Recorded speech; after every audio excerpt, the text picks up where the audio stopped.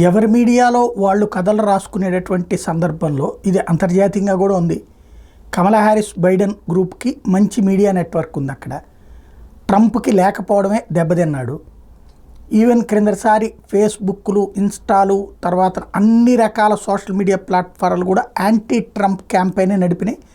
ట్రంప్కి వ్యతిరేకంగా పోస్టుల్ని ప్రమోట్ చేస్తూ ట్రంప్కి అనుకూలమైన వాటిని లేదా ట్రంప్ అనుకూల వర్గపు వాటిని డౌన్ ప్లే చేసి దెబ్బతీశారు. ఆ విషయం ఈ మధ్య కాలంలో అంగీకరించబడినటువంటి అంశం కూడా.